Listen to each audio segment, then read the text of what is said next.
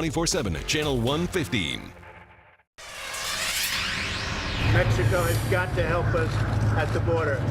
And a lot of people are coming in because they want to take advantage of DACA. And we're going to have to really see. They had a great chance. The Democrats blew it. They had a great chance. But we'll have to take a look. President Trump yesterday blaming Democrats for blocking a deal to protect Dreamers. Today he's tweeting, DACA is dead because the Democrats didn't care or act, and now everyone wants to get onto the DACA bandwagon. No longer works. Must build wall and secure our borders with proper border legislation. Democrats want no borders, hence drugs and crime. Joining us to discuss this, Mo Elleithee, former communications director for the DNC and executive director at Georgetown University's Institute of Politics and Public Policy, and Leon Wolf, managing editor for The Blaze. Let me start with you, Leon. I don't think that there was any thought that there would actually be a DACA deal before the midterms anyway, because basically all the legislation is done for the most part through the year. And also the federal courts have told the president you have to continue with the program as it was. And so it becomes more of a campaign issue than an actual legislative one. Yeah, you know, this has realistically been dead for weeks, ever since they initially took it up in February. And I do think it is important to remember how we got here.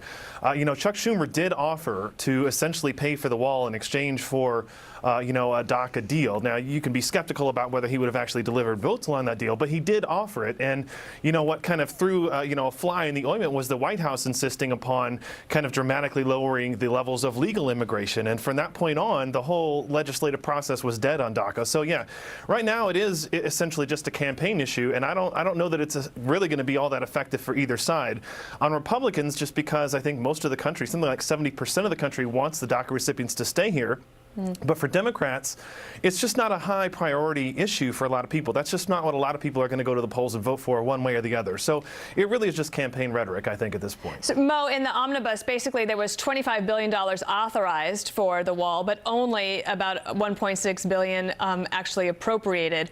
And that, I think, is what has really frustrated the president and some of his supporters, that there was basically a head fake there and he didn't get the money that he wanted. To Leon's point, though, on the DACA issue, is it a motivator for Democrats to get out and vote? Look, I think both sides are going to try to use this as a motivator for their respective bases. You got to remember that the wall was what brought one of the issues that brought Donald Trump to the dance. His base is very committed to it.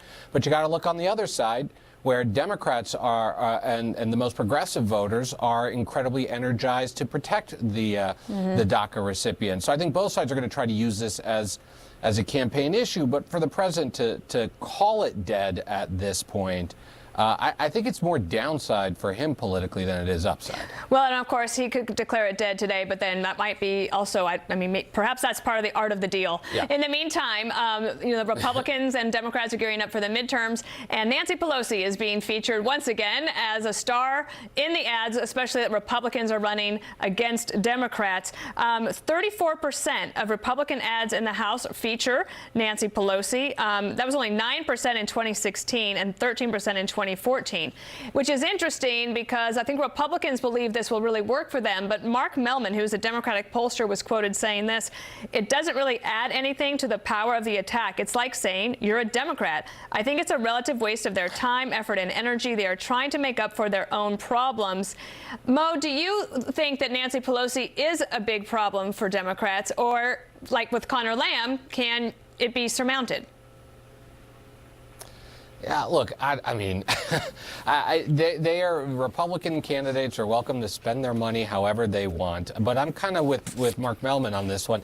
I don't see what it's really going to get them. It's not like Republicans haven't been trying to turn her into a campaign issue in some of these special elections. And it's just not driving the narrative. I can't think of a midterm election where the minority leader in the House becomes the defining issue. This election is going to be a referendum on President Trump in many ways.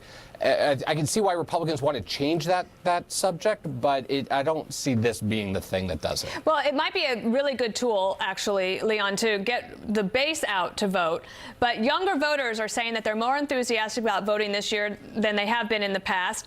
Can they be convinced that Nancy Pelosi is a reason to get out and vote against the Democrats?